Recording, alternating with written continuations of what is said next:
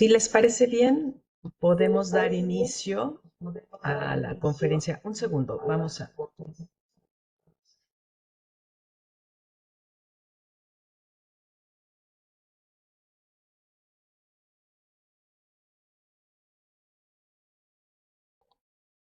Ya, perdón, es que teníamos otro micrófono abierto por acá.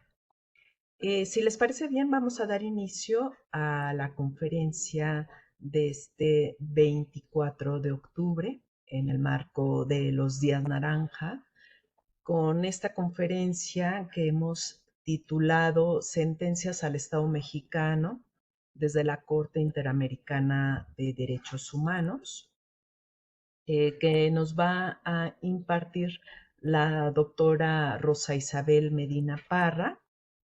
En unos momentos daré lectura a su semblanza. Antes quiero agradecerles a todas y a todas las personas que nos acompañan esta mañana. De verdad veo aquí en la proyección quienes tienen sus cámaras prendidas, salas con muchas personas que están reunidas en el marco de esta conferencia. Nos acompañan de distintos espacios, ya también les daremos cuenta de dónde nos acompañan, entonces nos hace muy feliz que estén con nosotras. A nombre de la maestra Gretel Rodríguez Almeida, la titular de la Unidad Técnica para la Igualdad de Género, damos una cordial bienvenida. Ella se encuentra atendiendo otra reunión y por eso no está hoy presente, pero nosotras, las colaboradoras de la unidad, les damos una calurosa bienvenida. Por supuesto, a la doctora Isabel, que nos ha acompañado en otras reuniones. Estamos muy felices de tenerla nuevamente y escuchar sus reflexiones y todo el trabajo de investigación que ha hecho durante años. Ella amorosamente nos comparte una parte pequeñita de todo lo que ha hecho, pero que a nosotras nos ayuda mucho a visibilizar todo lo que tiene que ver con los casos ante la Corte Interamericana. Quiero dar lectura a la semblanza que nos ha hecho llegar la doctora. Ella es licenciada en Relaciones Internacionales, maestra en Administración y cuenta con una especialidad en Finanzas. Es doctora en Ciencias Administrativas por la Universidad Autónoma de Ciudad Juárez y actualmente está concluyendo un segundo doctorado en Seguridad Pública. Es profesora investigadora del programa de investigadoras e investigadores por México de la Secretaría de Ciencia, Humanidades, Tecnología e Innovación. De igual forma, es integrante del Sistema Nacional de Ciencia y Tecnología nivel 1, adscrita al Colegio de la Frontera Norte en sede Ciudad Juárez, y asignada al proyecto de investigación denominado Los derechos humanos en la frontera norte, los contextos de alta violencia. Sus principales líneas de investigación son en derechos humanos, grupos en situación de vulnerabilidad, derechos de las mujeres y seguridad pública, generando distintas publicaciones nacionales e internacionales, tanto de divulgación como de difusión. Destacan entre ellas la coordinación de sus dos últimos títulos, titulados Diálogo con las violencias naranja y otros retos de seguridad en Chihuahua y Acoso y hostigamiento. Otra cara de la ciencia, resultados de investigaciones reconocidas que incluso son premiadas por su publicación. Ha fungido como coordinadora académica del Programa de Protección de Derechos de Niñas, Niños y Adolescentes en Movilidad, desarrollado por UNICEF y el Colegio de la Frontera Norte. También funge como coordinadora del Seminario Interdisciplinario e Interinstitucional de Derechos Humanos y del Seminario Interdisciplinario e Interinstitucional de Seguridad, desarrollados por el Colegio de la Frontera Norte, así como del Seminario Permanente de Justicia en colaboración con la UNAM. Fue la directora del proyecto de intervención para la reducción de la violencia bajo la modalidad de acoso y hostigamiento ejercidos al interior de los centros públicos de investigación del sistema CONACYT y es representante institucional en la Red Institucional de Fortalecimiento Estatal y en la Mesa Interdisciplinaria para el Diseño de un nuevo modelo del sistema penitenciario estatal.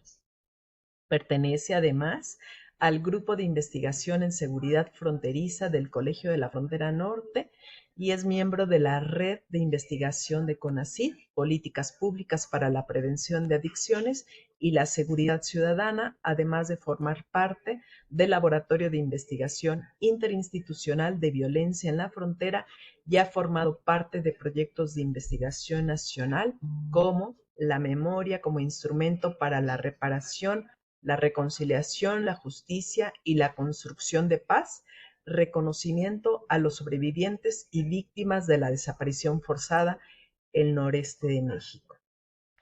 Pues es infinita todo el trabajo que ha hecho la doctora Isabel. Le damos la voz para que nos pueda compartir todo lo que ha preparado para nosotras y nosotros esta mañana.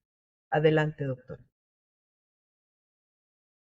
Muchísimas gracias. Muy buenos días a todas, a todos.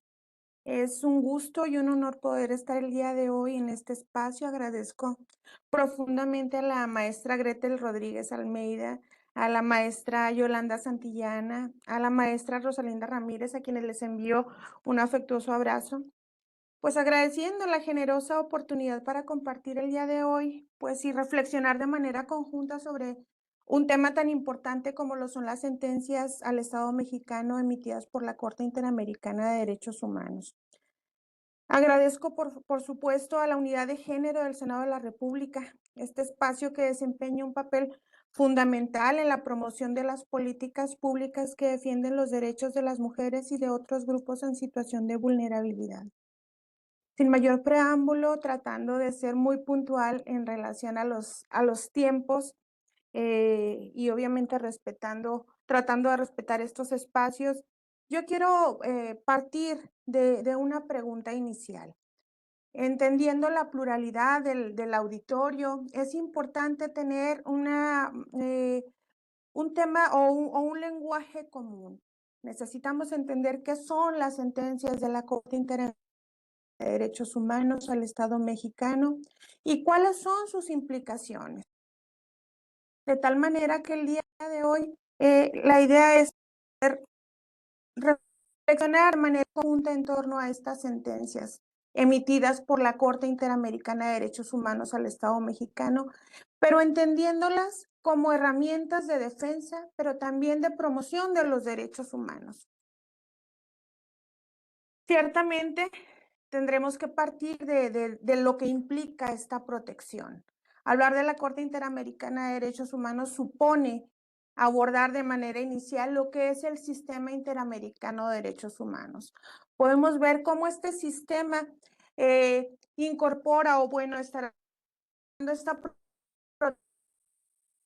Estados miembros de la OEA, por los Estados americanos, van a ser la base del sistema interamericano de derechos y obviamente a partir de la OEA se genera, por supuesto, la Convención Americana sobre los Derechos Humanos, que es este instrumento base desde la cual se establece el marco legal para la protección de estos derechos en los estados que se adhieren, que firman y que ratifican, obviamente, su adición al sistema. Para esto tenemos un par de columnas vertebrales. Son dos columnas que nos van a dar esta protección. Por un lado, la Comisión Interamericana de Derechos Humanos, que obviamente monitorea las situaciones, que puede recibir las denuncias, que las valorará y en determinado momento podrá pasarlas al segundo pilar, que es la Corte Interamericana de Derechos Humanos. Esta Corte Interamericana tiene la facultad, a diferencia de la Comisión, de generar sentencias vinculantes que a partir de su configuración pues estará abordando como un órgano judicial autónomo, como podemos ver. Este órgano está encargado de aplicar lo que se establece en la propia Convención Americana sobre Derechos Humanos, pero además de otros instrumentos internacionales desde los cuales se establece la obligatoriedad de los estados que firman y que ratifican su adhesión. La Corte Interamericana, como podemos ver, tendrá también esta posibilidad de generar o de resolver controversias, generando sentencias que son vinculantes, que los estados que las adhieren reconocen, por supuesto, esta relevancia y esta obligatoriedad de atender las sentencias que la Corte emita. Busca, a partir de estas sentencias, como podemos ver, garantizar la protección de los derechos humanos en estos estados que se han adherido al sistema. Decíamos, junto con la Corte Interamericana, con la Comisión, Interamericana de Derechos Humanos, constituyen los pilares desde los cuales la protección en este sistema interamericano se debe dar dentro de los estados que podemos que la Comisión Interamericana es el acceso inicial para poder llegar hasta la Corte. A partir de la Comisión Interamericana se pueden presentar revisar. ¿Se alcanza a ver la presentación? Estoy viendo que de pronto sí, se quedó como congelada la primera. ¿Alguien me podría confirmar? Yo no estoy escuchando. Se quedó positivo. ¿Perdón? A ver. Sí se ve. Sí se ve.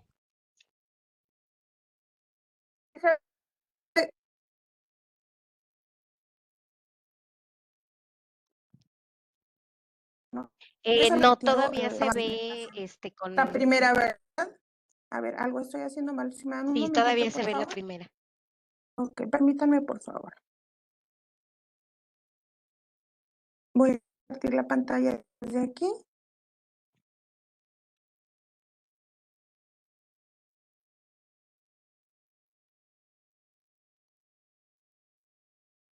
Ok, ¿se alcanza a ver ahora sí?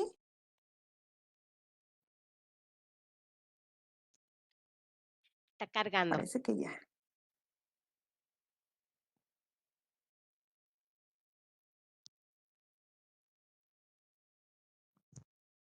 Se ve la presentación.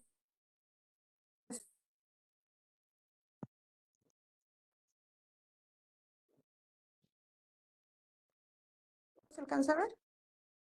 No, la sigue cargando, doctora. Si gusta, doctora, nosotras lo proyectamos.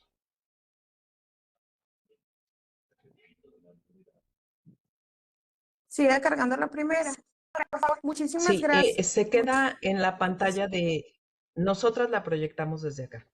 A ver, ahí. ¿Cambió?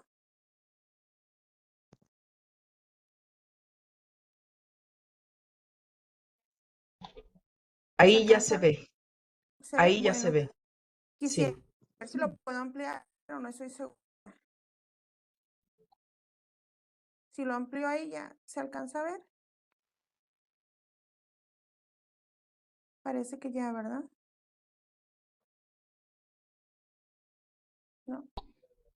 Ahí ya se ve en la primera diapositiva ampliada. A ver, ahí ya cambió. ¿No? Bueno, lo vamos a hacer así, no hay problema. Me lo voy a llevar de esta manera para de alguna forma batallar menos. Una disculpa. Pero bueno, ahí se alcanza a ver, ¿verdad? Perdón. Más o menos. Ok. La voy a poner así porque por alguna razón no me permite proyectar.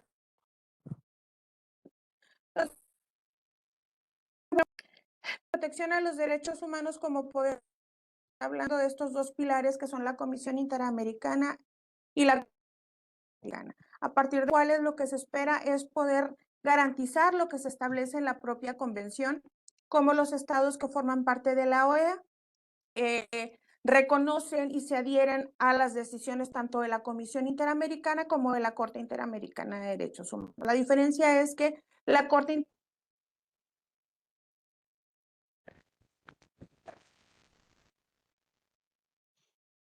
la facultad general que ambulancia la Comisión Americana, el orden a través de peticiones individuales a la Comisión. Si el Estado no cumple las recomendaciones, es decir, primero se presentaría una denuncia ante la Comisión Interamericana, ellos emiten una serie de recomendaciones.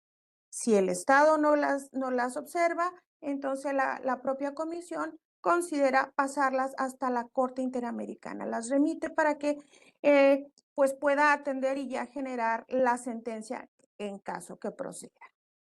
Y decíamos, ¿quiénes pueden promover la actuación de la Corte Interamericana? Aquí hay que ser muy claras, muy claros. Solo los estados, parte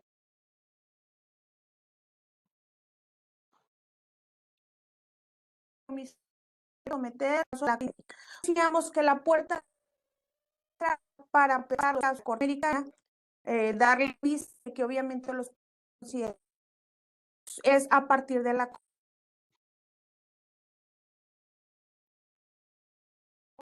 haya presentado la denuncia ante las instancias locales. Si no reciben respuesta, están en condiciones de escalarlas hacia la Comisión Interamericana, quienes emiten, decíamos, recomendaciones. Si las recomendaciones no se atienden, es la propia Comisión Interamericana quien transfiere o estaría pasando el caso a la Corte Interamericana para que fuera esta Corte quien pueda hacer la valoración y eventualmente pues llevar a cumplimiento la garantía de los derechos humanos, la reparación del daño, dependiendo. Obviamente la atención de las víctimas es la parte prioritaria. De tal manera que, decíamos, solamente los estados pueden presentar los casos directamente a partir de la Comisión Interamericana. Y hablar de la Corte supone que conozcamos cómo se configura esta Corte. ¿Quién es esta Corte? ¿Cómo se da? Bueno, esta Corte Interamericana se constituye a partir de un tribunal que hay 7 jueces elegidos por la Asamblea General de la OEA. Estos tienen un periodo de 6 años, tienen la posibilidad de reelegirse por un periodo más. Y aquí vemos en la fotografía, les puse ahí el orden de aparición, hay un numerito. Nancy Hernández, bueno, me voy a ir en orden de aparición del lado izquierdo a derecho. Verónica Gómez, ella es de Argentina. En el segundo lugar está Rodrigo Mudrovic, bueno, perdón por la pronunciación, él es brasileño. Luego está la presidenta, que es Nancy Hernández, ella es de Costa Rica. Luego vemos a Ricardo Pérez Manrique, él es de Uruguay. Está Alberto Borea Odria, él es de Perú. Vemos a Patricia Pérez de Chile y Diego Moreno Rodríguez de Paraguay. Decíamos, la presidenta es Nancy Hernández, el vicepresidente Rodrigo Mudrovic. Estamos hablando de personas con una gran trayectoria en materia judicial, con una gran experiencia, de tal forma que la elección realmente permite que estos perfiles, que son además de manera pues consensada, pudieran llevar a tener los mejores perfiles para poder no solamente dar cuenta o dar vista de los casos que les lleguen, sino poder emitir las sentencias en caso necesario. La Corte Interamericana, a partir de estos perfiles, presenta una doble competencia. Por un lado, la competencia contenciosa, juzga las violaciones a la Convención Americana, entendiendo que estas violaciones a la Convención estamos hablando de los derechos humanos o lo que se establece en esta propia Convención, pero también tiene una función consultiva, emite opiniones sobre algunos aspectos de interpretación a los tratados internacionales, por supuesto al contenido de la Convención Americana, pero también a otro tipo de instrumentos. Además, puede emitir recomendaciones en función de esta opinión consultiva. Y entonces el elemento, decíamos, que de alguna forma será uno de los más importantes o de las facultades más importantes que tiene las sentencias de la Corte Interamericana, es el efecto vinculante que éstas presentan. Esto quiere decir que los Estados miembros que se han adherido a la Convención Americana sobre Derechos Humanos tienen la obligación total de cumplir, por supuesto, con las sentencias. Lo que plantee la Corte, las sentencias que emitan, no son opcionales, sino que se tienen que acatar de manera plena por parte de los estados que son sentenciados. En estas sentencias, por supuesto, también se contemplan las medidas de reparación y estas pueden ir desde una disculpa pública por parte del Estado hacia las víctimas, pero también nos habla de indemnizaciones, pero también de rehabilitación, pero también de sanciones, de medidas para garantizar la no repetición. En estas medidas, pues podríamos estar hablando de las capacitaciones, de las actualizaciones, buscando que obviamente se evite la repetición de estas violaciones a derechos humanos. Además, en este efecto vinculante nos habla de que las sentencias también pueden tener un impacto normativo, de tal forma que pueden requerirse modificaciones a la normatividad, pero también a las prácticas comunes, de tal manera que esto también quede dentro de los documentos que a manera, en este caso, nacional, puedan abordar y puedan darle respuesta a lo que requiere o a lo que establece las sentencias de la Corte Interamericana de Derechos Humanos. Es importante hablar de que México forma parte de este sistema interamericano, ¿sí? México ratifica la convención el 24 de marzo del 81. Reconoce la conveniencia contensante el 16 de... ¿No se escucha, perdón? A ver, ¿me acerco un poquito más? ¿Se escucha mejor? Quizá lo que podría hacer es apagar su cámara para que no vicie tanto su voz. Perfecto, un segundo, por favor. Gracias.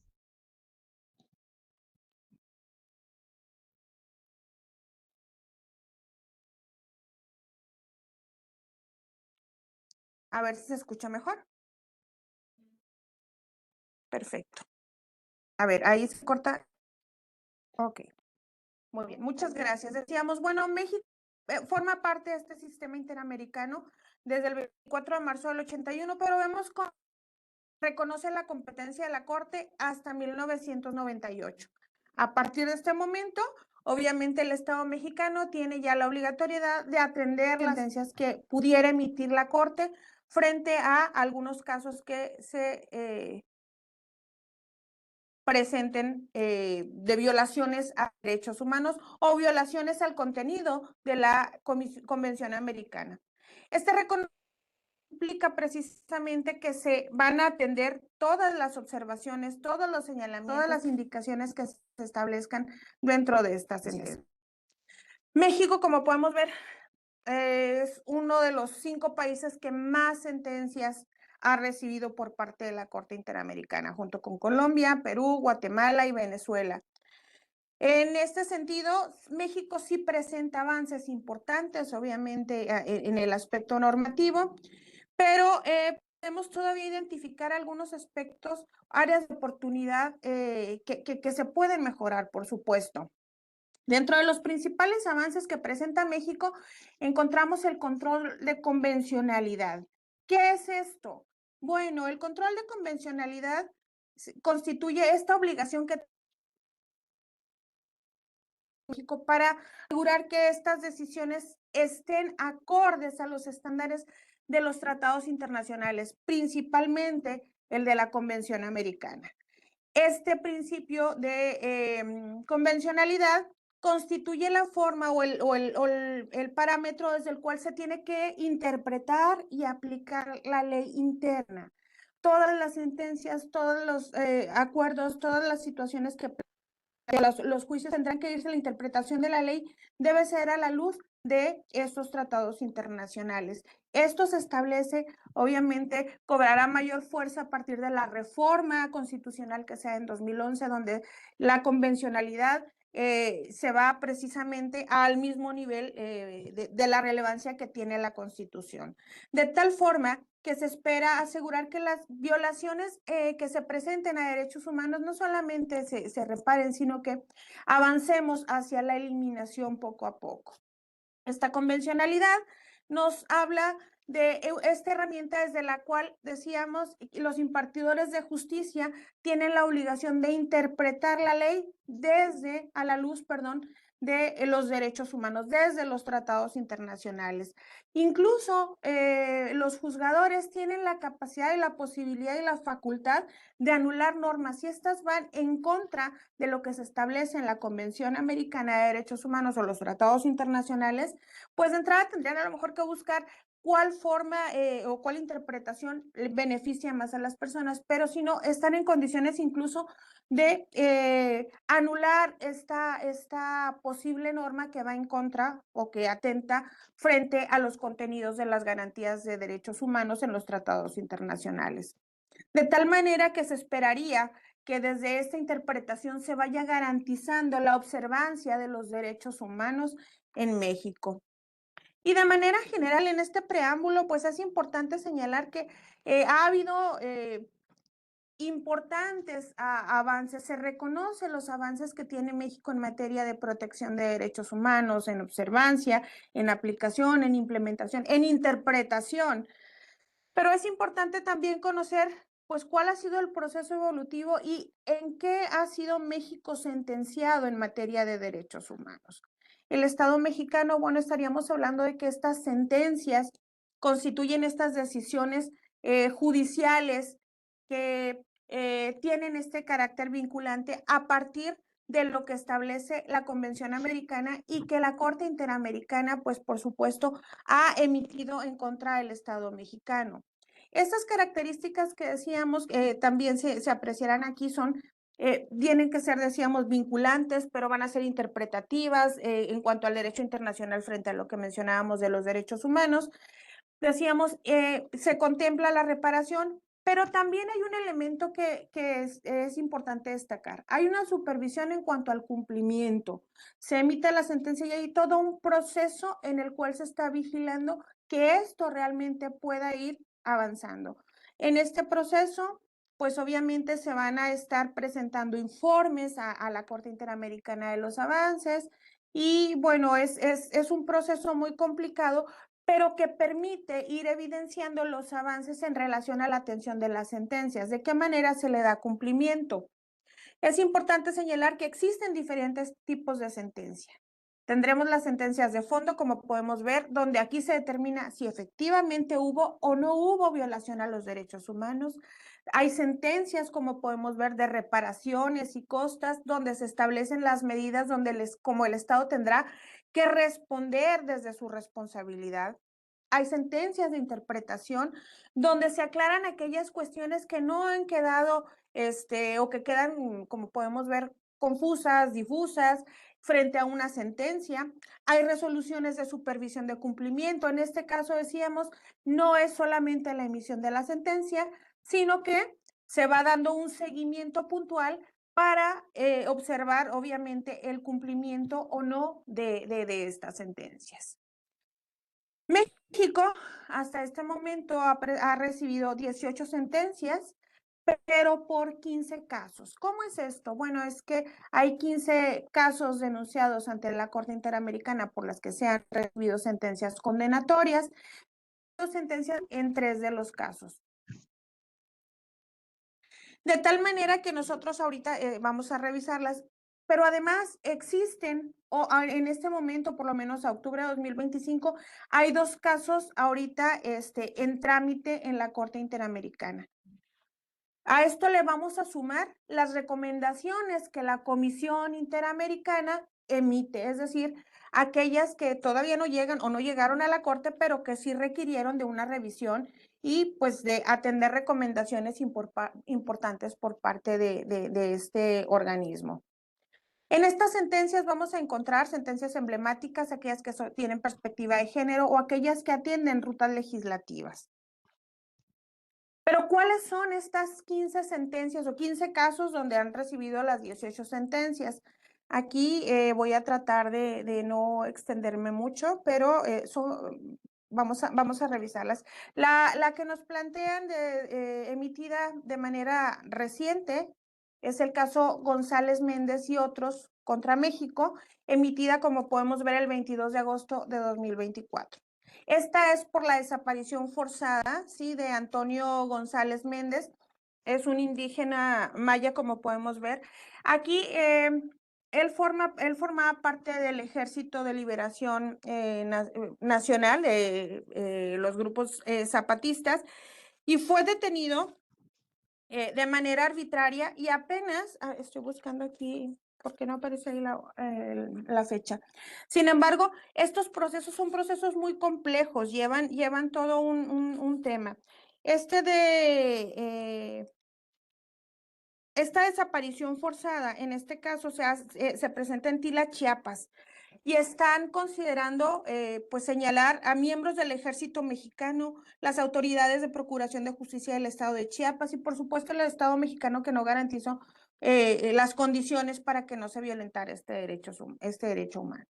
Por otro lado está el caso García Rodríguez y otros, las sentencias del 25 de enero de 2023, y esta es por su detención y privación a la libertad del proceso penal, donde fueron objeto de una medida de arraigo. Estamos hablando de en los últimos meses ha habido gran trabajo en relación al arraigo y a la prisión preventiva oficiosa. En este caso, la prisión preventiva oficiosa se extendió, como podemos ver, por más de 17 años.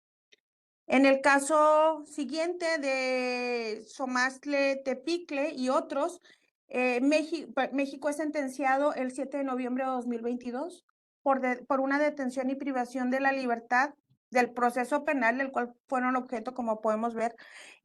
También es por prisión preventiva. Estamos viendo que en estos últimos se ha atendido de manera puntual y de hecho, si podemos ver, es relativamente recientes, donde se atiende el caso de la prisión preventiva. Por otro lado, se ve borrosa la diapositiva. Ay, caray. No sé si me quieran apoyar directamente desde la unidad de género para presentarlas. A lo mejor hay algún detalle ahí con eso. Oye. ¿Podría ser? Por favor. Dejo de compartir, ¿verdad? Ok.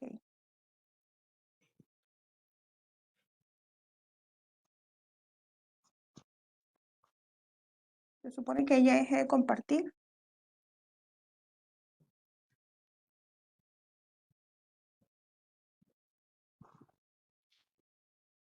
Gracias. Muchísimas gracias. Ahí ya a lo mejor ustedes sí la pueden proyectar completa, ¿verdad? Yo la tenía limitada porque no me dejaba ampliar la presentación, no sé si ustedes. Muchísimas gracias. En este caso podemos ver, bueno, el caso de Digna Ochoa, esto ocurre en el año 2001 y es hasta 2021 cuando se recibe la sentencia. Y en este caso estamos hablando de marcos importantes normativos en relación a la protección de defensoras y defensores de derechos humanos. Aquí, pues obviamente se está presentando una denuncia frente a la actuación de los agentes del Ministerio Público, del Distrito Federal, pero también las autoridades periciales, pero también los funcionarios judiciales. El caso de las mujeres víctimas de tortura sexual en Atenco, como sabemos, ¿verdad? Ha sido un caso emblemático donde los militares, bueno, son señalados como los responsables. En este caso estamos hablando de autoridades judiciales, Ministerio Público también, las autoridades del Ejecutivo Estatal y Federal. En este caso, podríamos avanzar poquito, nada más estoy leyéndolo de manera general, ahorita vamos a hacer el análisis. Gracias. En el caso Alvarado Espinosa, perdón, y otros contra México, estamos hablando de un caso que sucede aquí en Chihuahua, ¿verdad? La desaparición forzada de 3 personas a manos del ejército mexicano en 2009 y vemos la sentencia procede hasta 2018. Por otro lado, el caso Trueba, Arciniega y otros contra México, estamos hablando de una sentencia también de 2018, pero aquí vemos como el caso, en este caso una ejecución extrajudicial, ocurre en 1998. Esto nos habla de los procesos tan complicados y tan minuciosos o acuciosos que lleva, por un lado, la Comisión Interamericana, y una vez que se agotan estas resoluciones y si no se atienden las medidas que ellos plantean, lo pasan a la Corte Interamericana y vemos aquí cómo los procesos pues van a ser tan detallados o tan puntuales que los procesos o los eventos van a ser muy largos desde que sucede hasta que se emite la sentencia contra el Estado mexicano. Por otro lado, vemos el caso de García Cruz y Sánchez Silvestre. La sentencia es de 2013 y bueno, se considera precisamente una detención extrajudicial, por llamarlo de alguna manera, y una falta de atención desde 1997. El caso emblemático de Rosendo Cantú contra el Estado mexicano, pues hablamos de la tortura sexual y la violación sexual de Valentina Rosendo Cantú a manos de los militares. Estamos hablando que es un caso de 2002 y la sentencia se da en 2010. El caso Fernández Ortega y otros, estamos hablando de un evento que se da. Aquí vemos, tanto en el caso anterior como vemos que hay dos sentencias, una de el 30 de agosto, perdón por la fecha, no hay 32 de agosto, una disculpa, de 2010, y otra del 15 de mayo de 2011. Decíamos al principio que son 15 casos y que hay 18 sentencias. Hay una sentencia de interpretación. Aquí vemos que hay una donde se emite en relación a las sanciones, a las acciones que tiene que llevar el Estado mexicano, pero cuando hay algunas cuestiones difusas o poco claras, se emite o se tramita o se gestiona otro tema para llegar a una sentencia de interpretación. Es el caso precisamente del caso de Rosendo Cantú, pero también el caso de Fernández Ortega, donde la sentencia es del 30 de agosto de 2010 y también hay una interpretación el 15 de mayo de 2011. Y en este caso también es sobre la violación sexual por parte de agentes militares. La siguiente, por favor.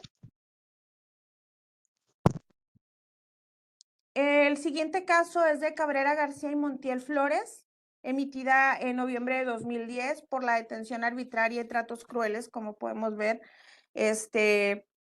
para estas dos personas. Pero en este caso estamos viendo que incluso se considera la falta de la investigación y la falta de sanción hacia los responsables. El caso de Radilla Pacheco, la sentencia es en 2009, pero estamos hablando de una desaparición forzada a manos de los militares, ¿verdad? Fuerzas Armadas Mexicanas.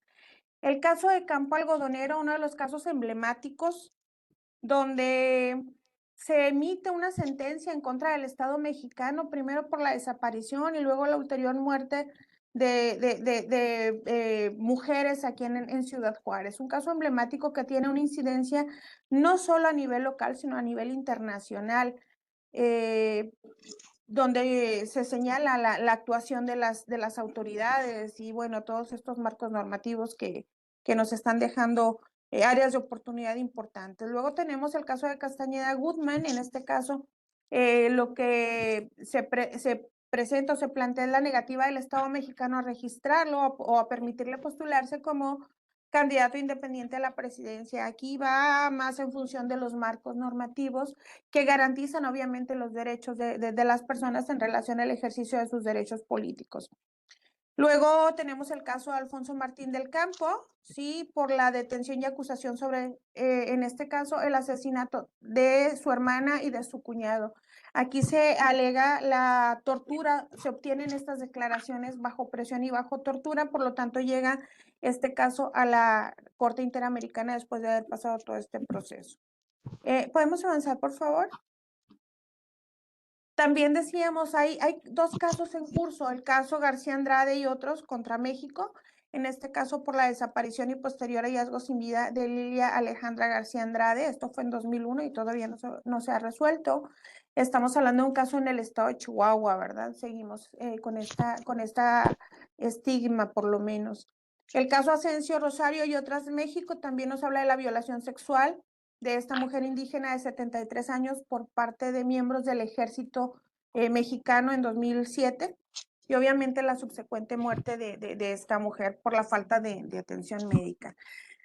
De tal forma que lo que podemos observar en estos casos, que es una revisión muy general, ahí aparecen los datos, muchas gracias, ahí aparecen los datos, nos habla de violaciones graves a derechos humanos. Estamos hablando de aquellas violaciones que van en contra de la dignidad, en contra de la vida, por supuesto, y que pareciera que estas sentencias todavía no tienen los efectos suficientes porque vemos estos casos que están pendientes todavía con situaciones similares a las que han sido señaladas. Aquí vemos los tipos de violación que se plantean en estos casos de manera sintética. La desaparición forzada, el caso Radilla Pacheco y el caso González y otras. En este caso también se considera el caso González y otras desaparición porque decíamos, se sentencia la desaparición de mujeres, pero también luego la ulterior muerte, ¿verdad? Entonces, se consideran varias violaciones a derechos humanos. Por un lado, la desaparición forzada, luego la violación a la integridad personal, el caso Cabrera y Montiel, pero también el caso de Alfonso Martín del Campo.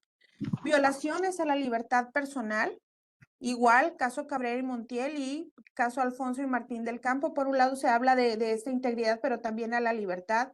Violación a los derechos políticos que señalábamos el caso Castañeda Gutmann. La falta de debido proceso.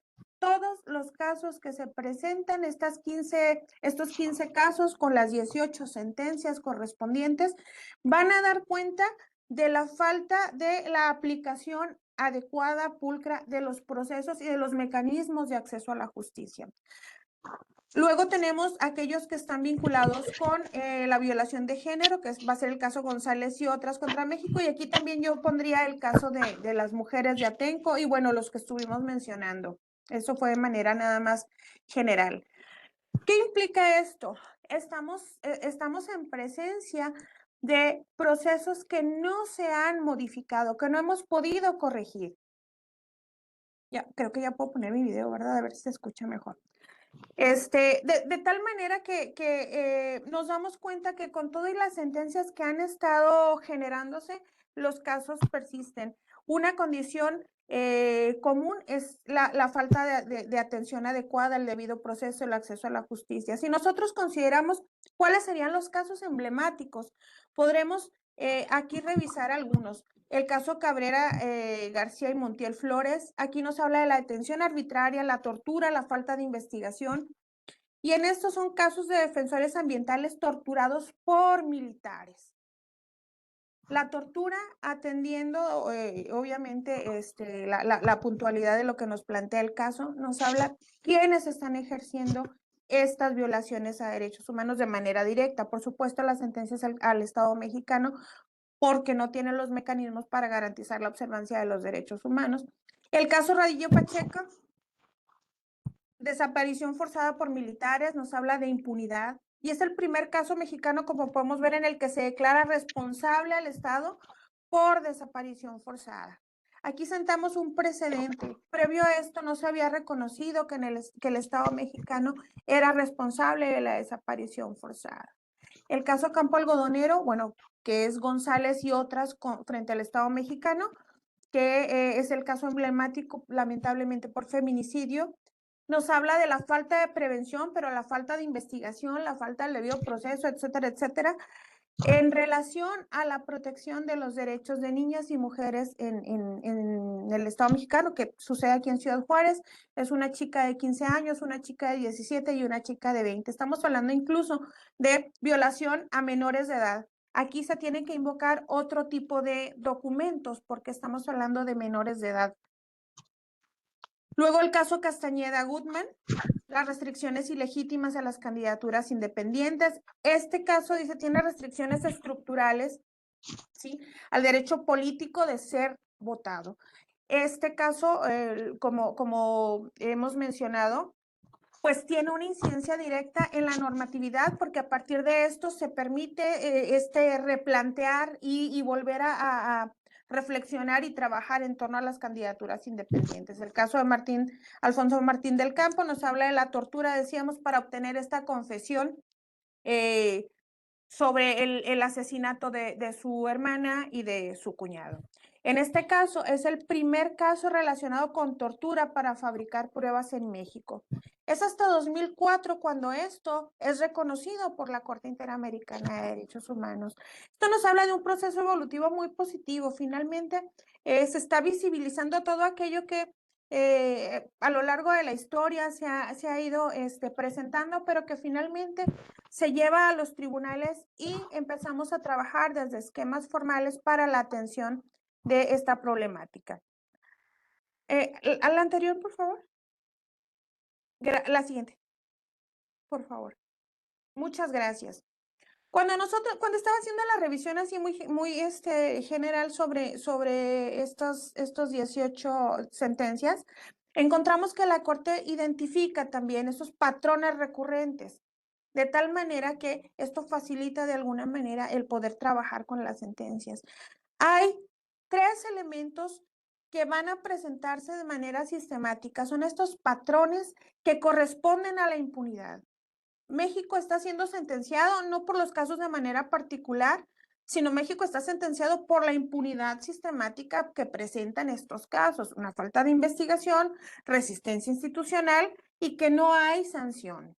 De tal manera que tendríamos que estar considerando la necesidad de que las autoridades tomen las acciones correspondientes, ¿sí? No solamente para llevar los casos, sino obviamente para hacer la investigación, ir eliminando los obstáculos para realizar los procesos judiciales de acuerdo a lo que se ha planteado, ¿verdad? Y por supuesto, si no tiene una sanción, ¿de qué estamos hablando? Adelante, por favor.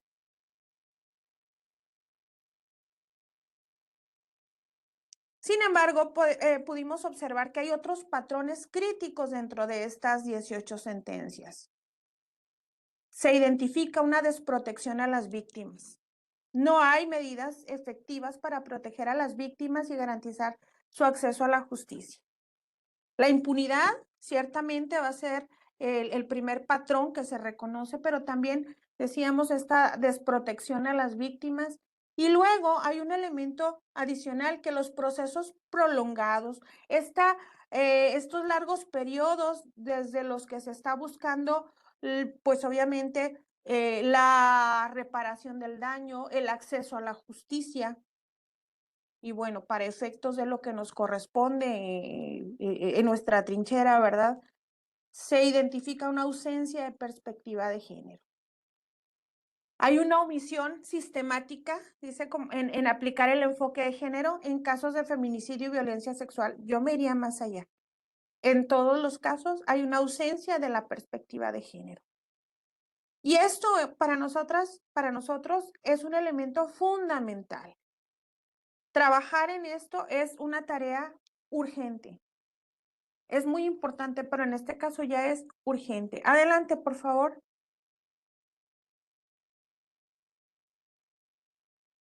¿Qué nos dejan todas estas sentencias? Bueno, pues hay un impacto estructural, no todo es malo, afortunadamente. Esto nos permite, ¿verdad? Pues comprender cómo ha sido el proceso de la observancia de los derechos humanos en México. Y tenemos a la postre, por supuesto, esta reforma constitucional de 2011, donde hablábamos hace un momento cómo se da precisamente ya la convencionalidad, no solamente la constitucionalidad, sino la convencionalidad de los derechos humanos. Pero también estas sentencias han permitido fortalecer el Poder Judicial Federal. Recordando que es este poder quien tiene la obligación de garantizar, por supuesto, los derechos humanos. A partir de aquí se tendrá que estar observando. Y ha generado, por supuesto, esa agenda pública sobre memoria, sobre verdad, sobre reparación. Y esto, planteaba yo, trasciende los casos individuales. Realmente esta agenda pública no es solamente para casos individuales. Realmente lo que esperaríamos es que tuviera una incidencia en todo el quehacer, no solo de la política pública, ¿verdad? Que permee también a la actuación de las personas de manera individual. Quiero señalar justamente lo que veíamos en el primer patrón. La cultura de la impunidad sigue siendo este obstáculo para superar. Adelante, por favor.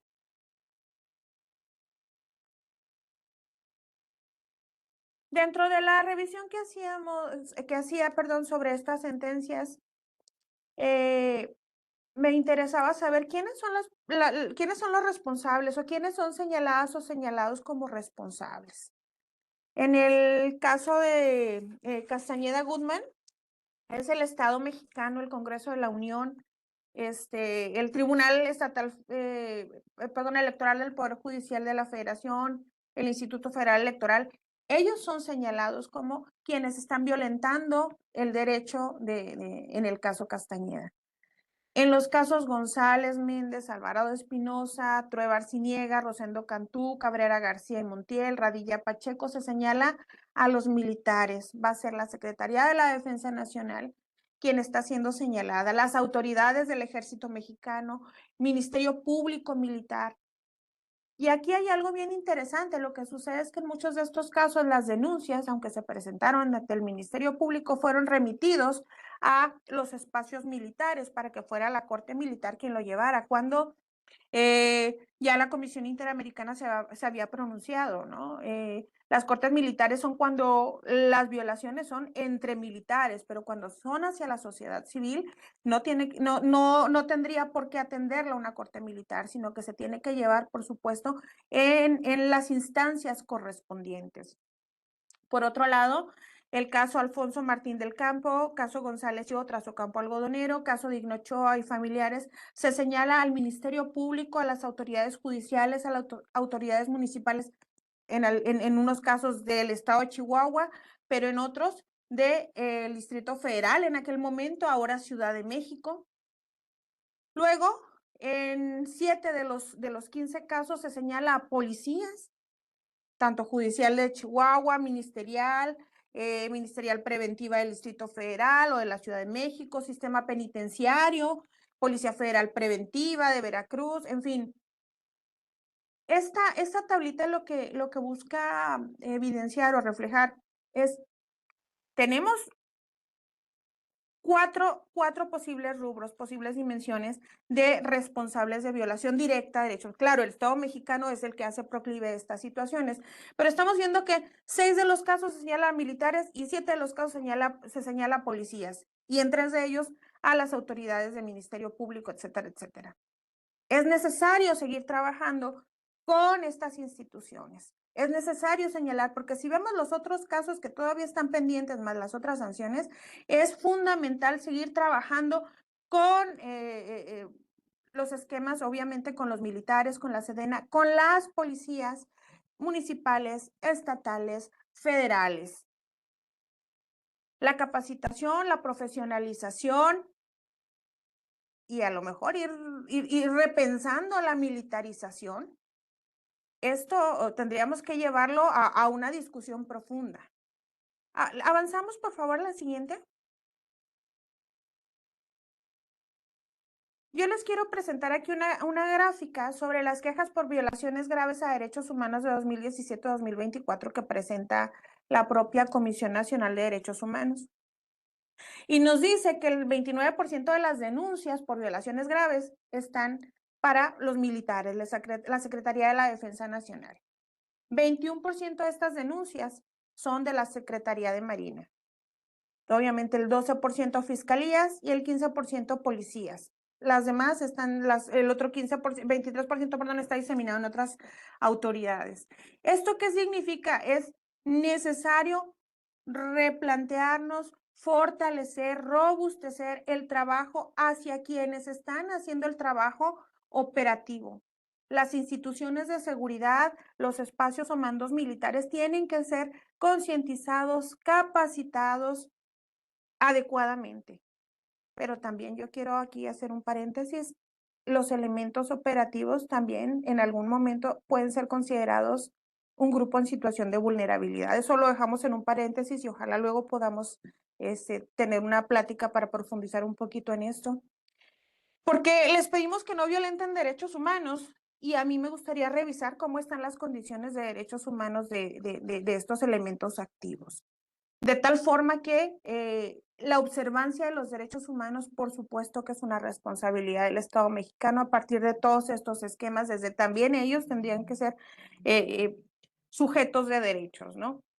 Entonces, bueno, retomando, Las sentencias emitidas por la Corte Interamericana de Derechos Humanos en gran medida están en función de las autoridades que realizan las actividades de seguridad y de seguridad pública. La siguiente, por favor. ¿Quiénes son los grupos más afectados? Bueno, mujeres, como pudimos en la revisión que hicimos, mujeres que son víctimas de violencia de género, de feminicidio, tortura sexual y que no reciben justicia efectiva. En el caso que reciban justicia, no la reciben de manera efectiva. Estas sentencias nos hablan precisamente de las mujeres, niñas y mujeres. Quiero hacer el énfasis aquí, en el caso de Campo Algodonero, 2 menores de edad. Entonces estamos en presencia de este grupo en situación de vulnerabilidad. Pero también los pueblos originarios, aquí una disculpa, los pueblos originarios son víctimas de discriminación y una falta de acceso a sistemas de justicia culturalmente apropiados. Esto limita en todos los sentidos el que no haya esquemas adecuados para, no solamente para la información, sino el acceso a la justicia tiene que ser una realidad. Pero también vemos a personas en situación de vulnerabilidad y que generalmente están asociadas a esquemas de violencia estructural, vamos a llamarlo así. Una violencia estructural donde les limita los recursos, el acceso, a veces en condiciones de pobreza o pobreza extrema. Por supuesto, la vulnerabilidad es una condición que se comparte, ¿verdad?, a lo largo de todas estas sentencias. Adelante, por favor.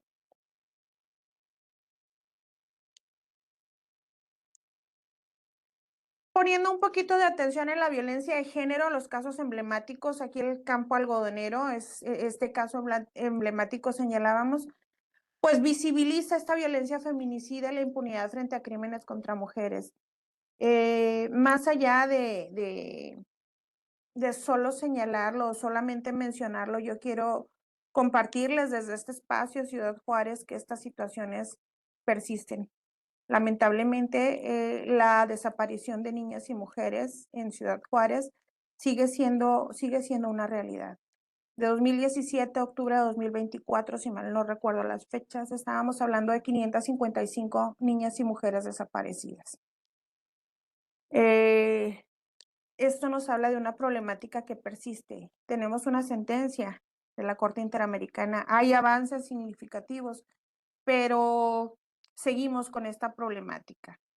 Luego tenemos el tema de Atenco, estas mujeres víctimas de tortura sexual y reconocimiento de violencia de género como una violencia estructural que vienen y trastocan, ¿verdad?, a toda la sociedad, donde estas sentencias finalmente tienen planteo, hay un impacto transformador, han sido claves para poder reconocer esta violencia de género, ¿sí?, y entenderla como lo que mencionábamos, una violencia estructural a los derechos humanos. Esto no es solamente para hacer el señalamiento, al contrario, es esta posibilidad que nos dan esos instrumentos internacionales para poder reconocer en qué podríamos estar mejorando, qué estamos fallando y sobre todo hacia dónde tendrían que ir estos esfuerzos conjuntos. Adelante, por favor.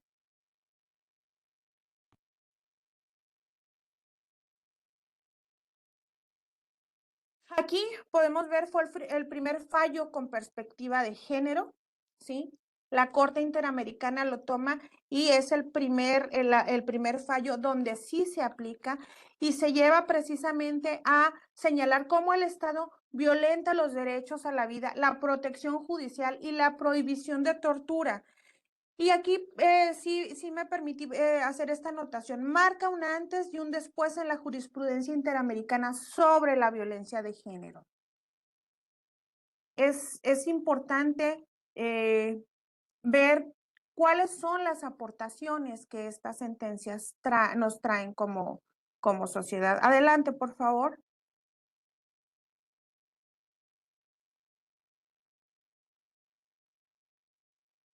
En el anterior veíamos esta violencia feminicida que se plantea en la sentencia de Campo Algodonero. En este caso, en la sentencia de Atenco, presenta la violencia sexual como método de represión hacia las mujeres, una represión violenta en Atenco. La Corte reconoce esta violencia sexual y ordena la modificación de los protocolos policiales. El impacto es precisamente que se crea un observatorio independiente para supervisar el uso de fuerza por autoridades con un enfoque de género. En el caso anterior, el Estado responde de manera activa y contamos con Fiscalía Especial para atender a las mujeres, la Fiscalía Especializada para Atención de Mujeres Víctimas de Delito y la Infancia. Perdón, pero esa sería la función, atender a las mujeres víctimas de delito, pero también a las infancias. Bueno, el caso de Atenco lo que presenta precisamente son los protocolos de actuación policial que van a ser supervisados, obviamente, considerando la perspectiva de género como el elemento fundamental o central para poder diseñar estos protocolos. Adelante, por favor.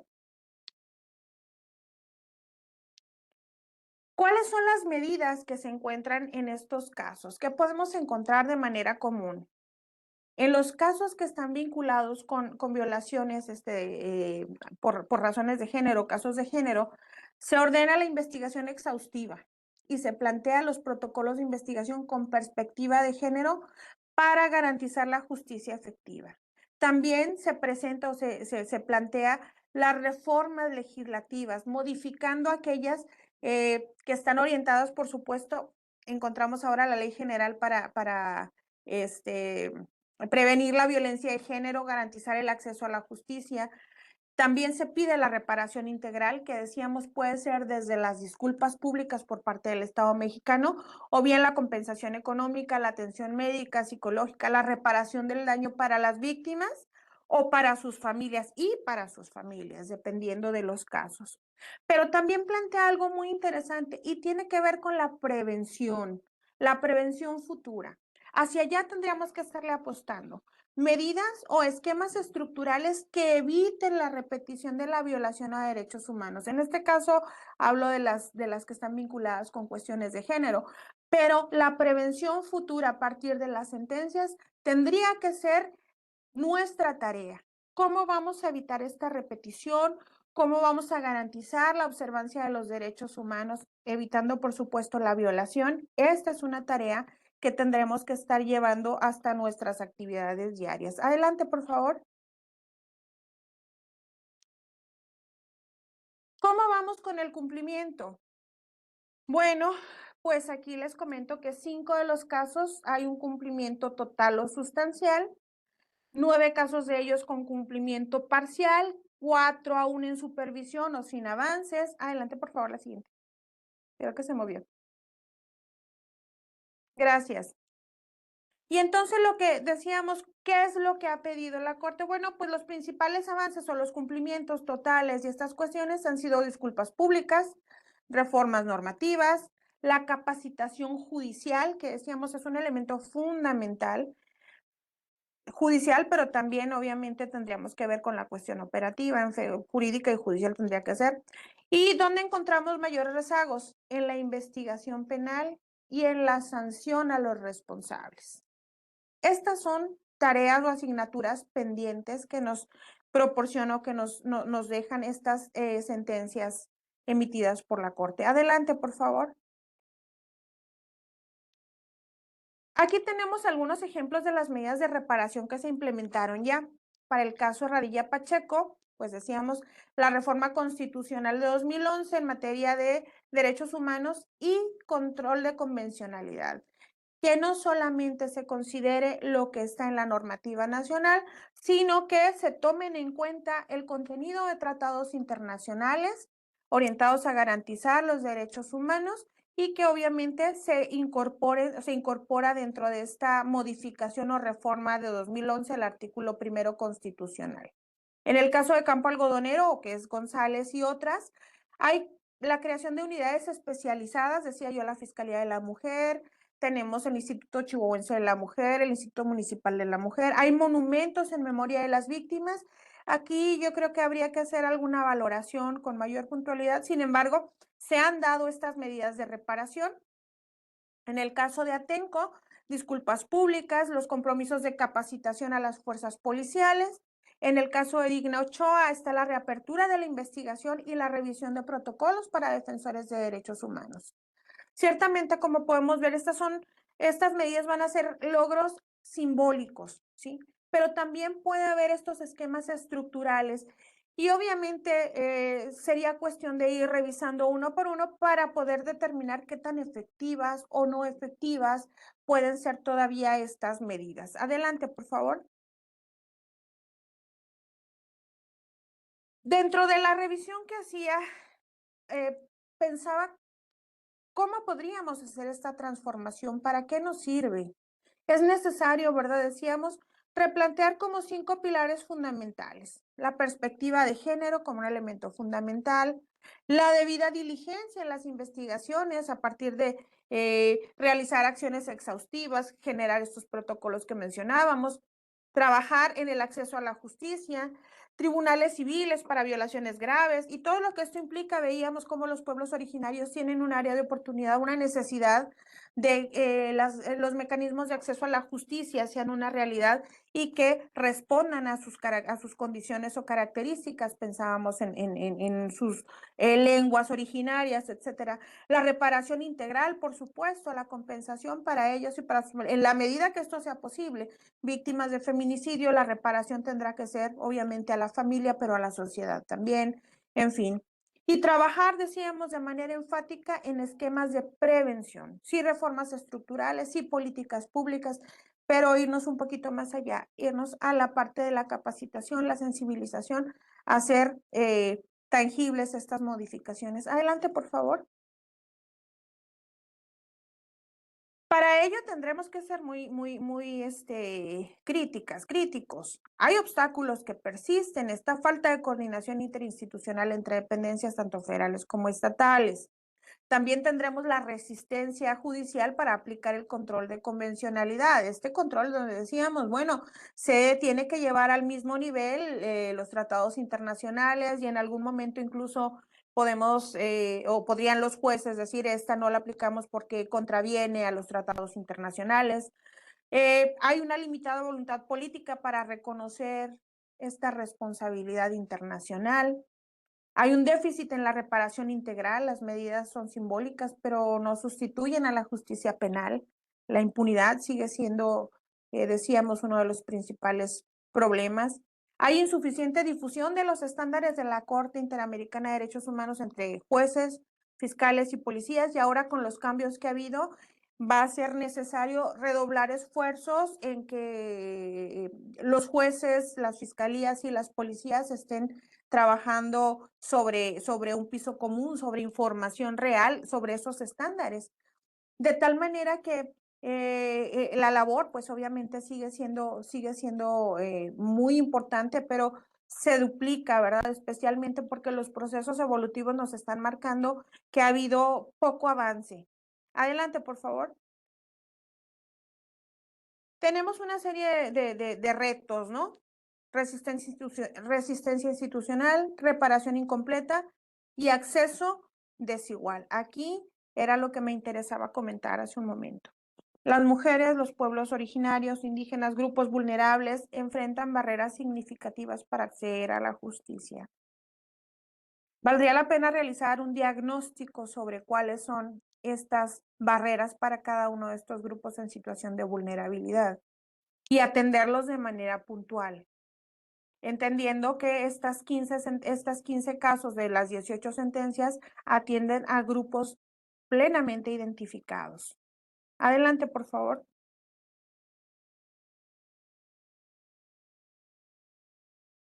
Aquí cobra gran relevancia el papel de las víctimas, las familias de las víctimas incluso. Las víctimas han sido el motor de cambio.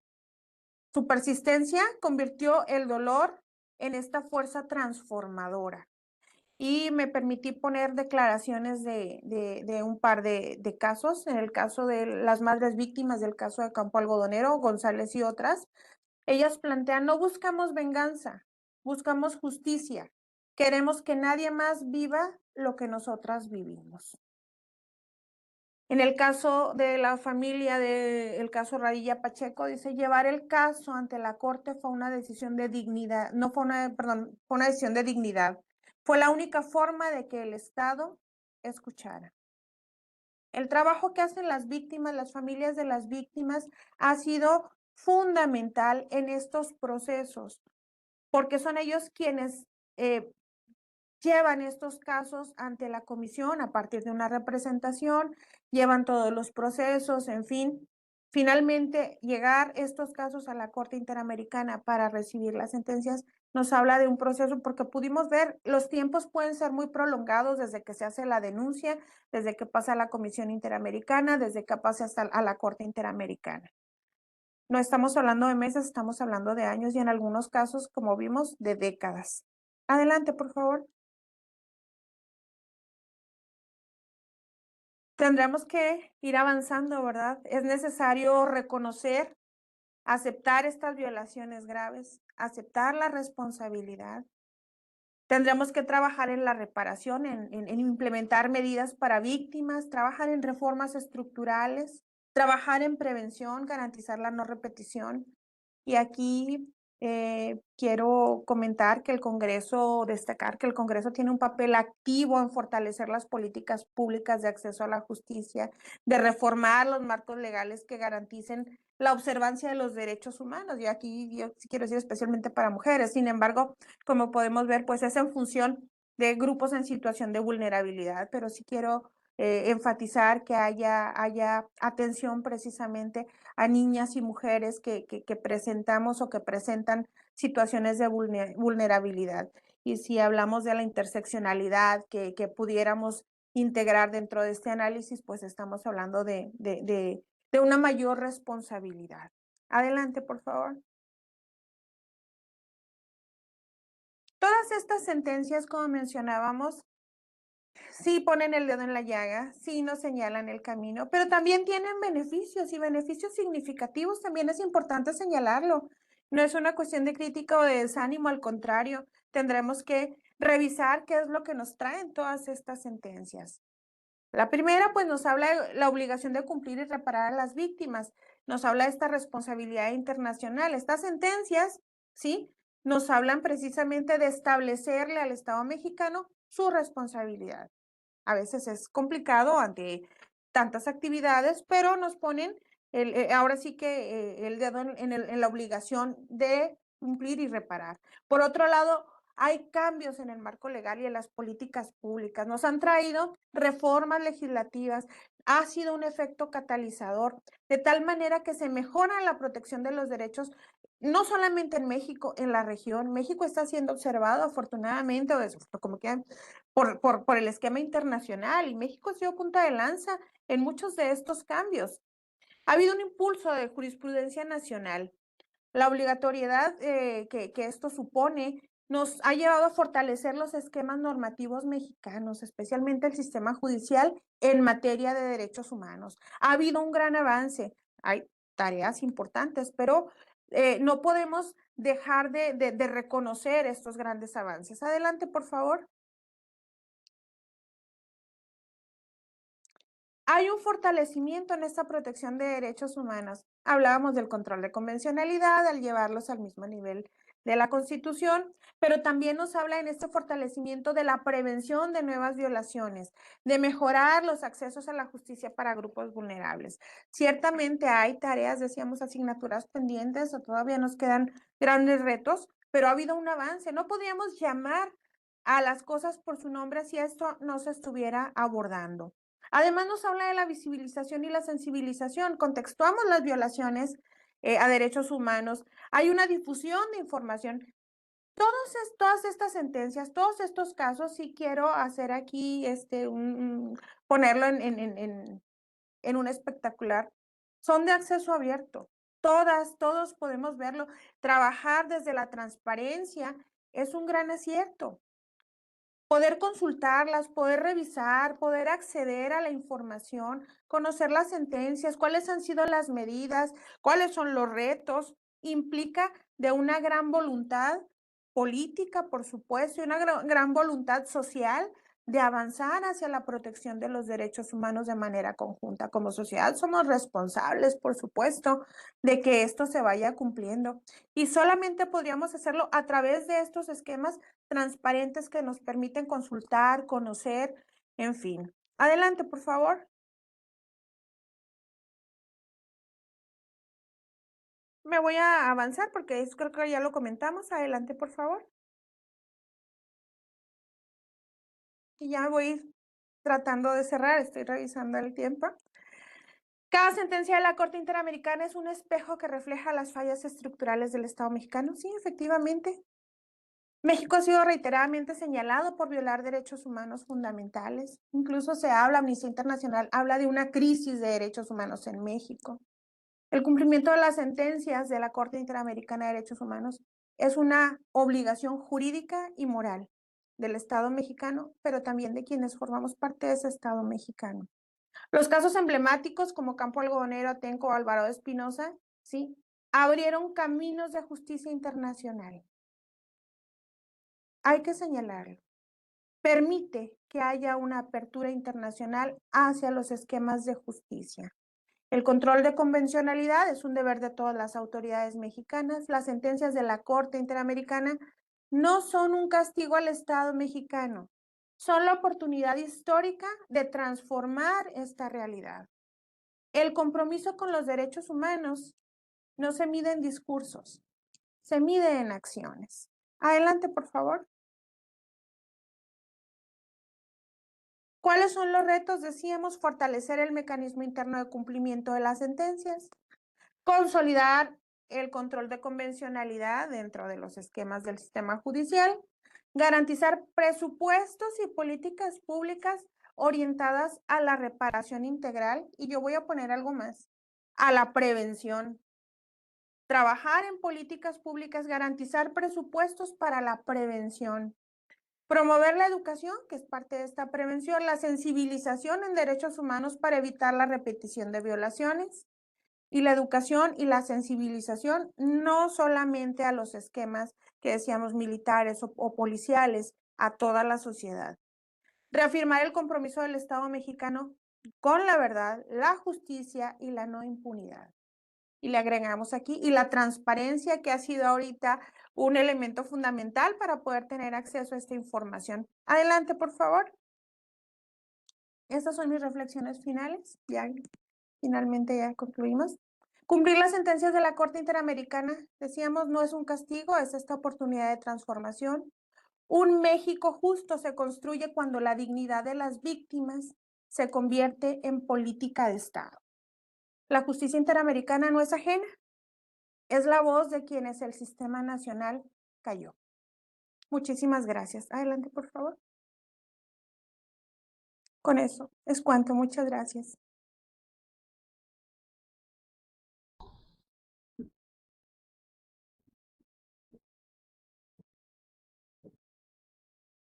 Bravísimo, doctora.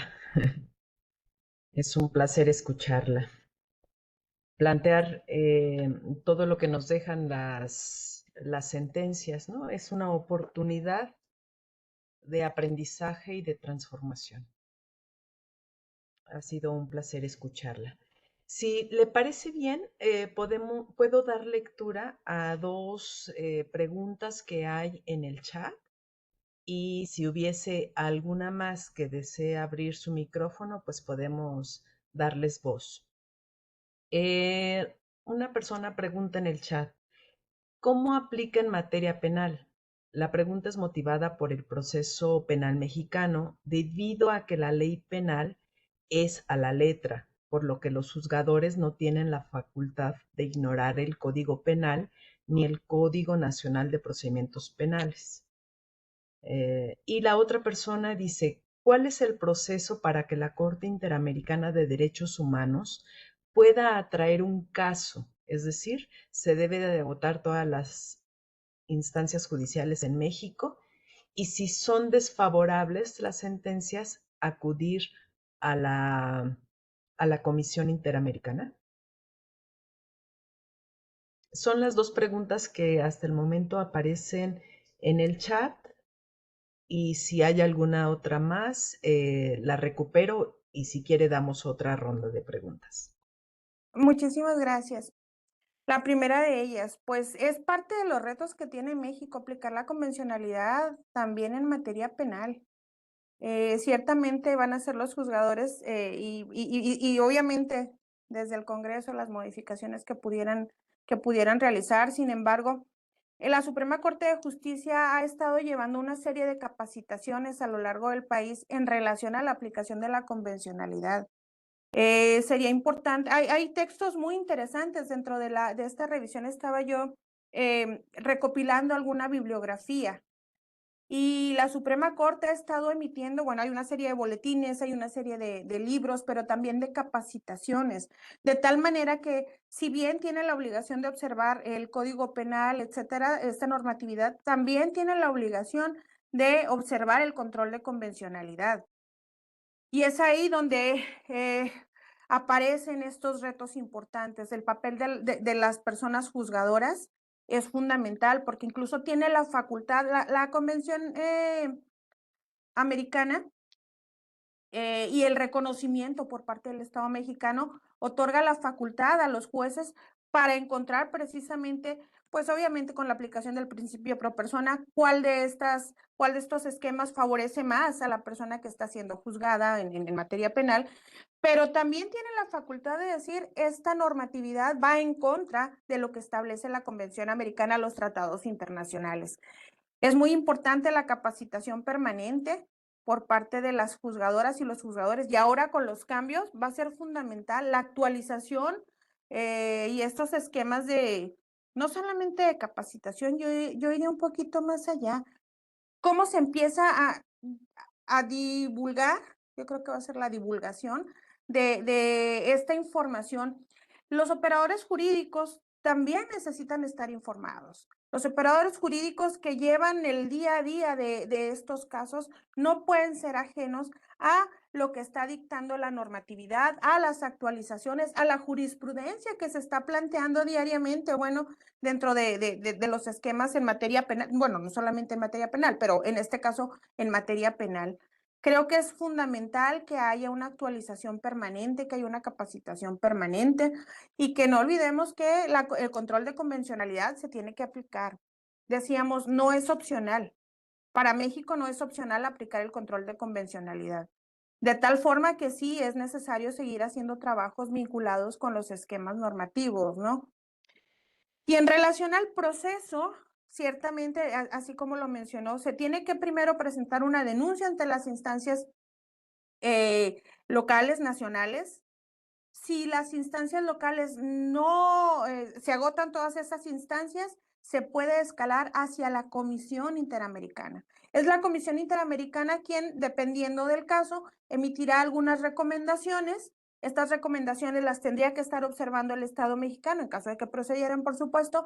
Si no se atienden las recomendaciones, es la propia Comisión Interamericana quien da vista y transfiere el caso a la Corte Interamericana de Derechos Humanos. La Corte Interamericana va a recibir el caso y obviamente va a valorar si es parte de su competencia, si los casos proceden o no, y en función de eso, una vez que se aceptan, empieza todo el proceso para llegar a la resolución. Muchas gracias. No sé, creo que si hay alguna otra. Hay una pregunta más en el chat que dice, comparativamente con estados, ¿qué lugar ocupa México en sentencias en contra? Gracias. México, decíamos, es parte de los 5 estados con mayor número de sentencias por la Corte Interamericana. Decíamos Guatemala, Perú, Venezuela, y se me acaba de olvidar el otro, pero está en la presentación y con mucho gusto se los comparto. Llámenlo nervios si gustan, pero es parte de los 5 estados con mayor número de sentencias en contra. Estamos en el top 5, lamentablemente. Muchas gracias, doctora. Ya no hay comentarios en el chat, solamente muchas felicitaciones por todas las reflexiones y elementos tan importantes que ha puesto en esta conferencia. Usted vive allá en Chihuahua y dice, esta problemática persiste y no solo allá donde han derivado estos casos que han llegado hasta la Corte Interamericana, sino parece ser que en muchos de los estados de las personas que estamos aquí presentes.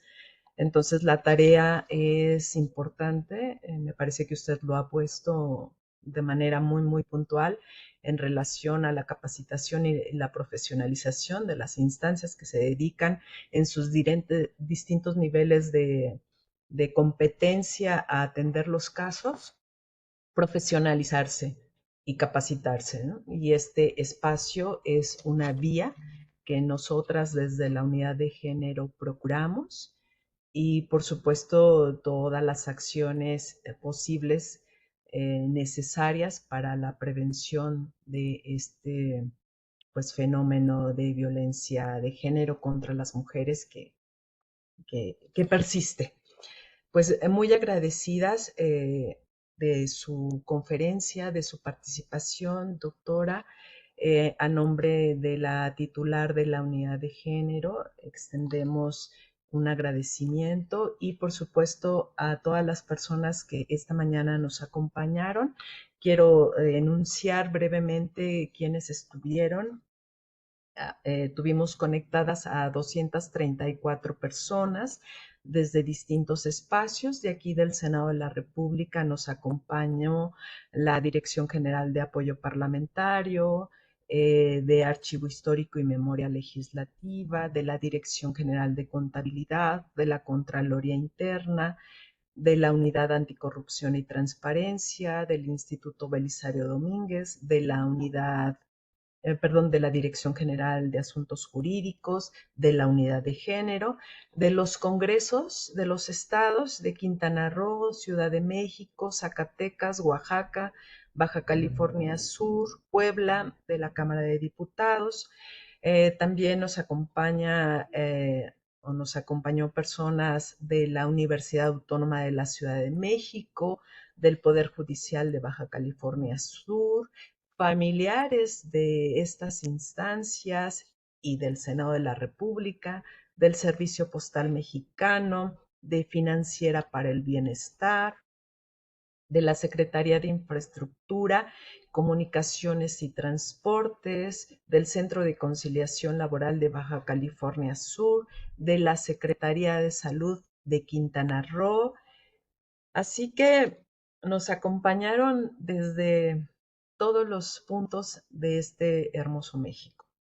Así que si no hay ningún otro comentario que agregar, pues nuevamente reiterar el agradecimiento a usted, doctora, y a todas las personas que nos acompañaron. Estamos colocando en el chat la liga para que hagan por favor su evaluación de calidad de esta conferencia.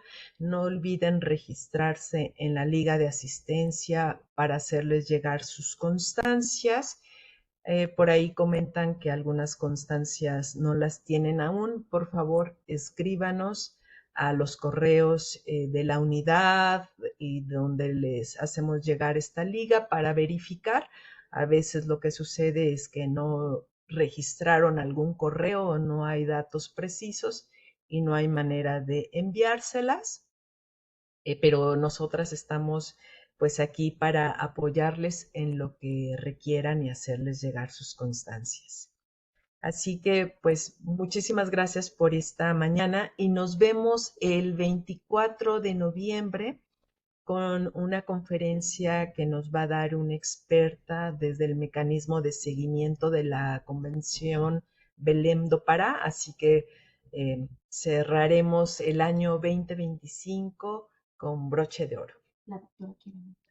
La doctora, me dicen que la doctora quiere hacer un comentario. Por favor, doctora Isabel. Muchas gracias. A mí solamente me resta agradecer la generosa oportunidad y reconocer el gran trabajo que se está haciendo precisamente de lo que mencionábamos. Esta divulgación, este conocimiento, pues necesita precisamente de este tipo de estrategias, ¿verdad? Que son transversales, pero que también tienen una incidencia en tantas áreas, en tantos espacios. Muchísimas gracias y pues quedo a sus órdenes. La presentación está a su disposición. Si ustedes consideran compartirla, no hay ningún problema, está a sus órdenes. Así lo haremos, doctora. Haremos llegar las constancias de las personas registradas y la presentación para que puedan consultarla y sumar a todos los procesos que tienen en sus distintas instancias. Muchas gracias. Hasta pronto, hasta el 24 de noviembre.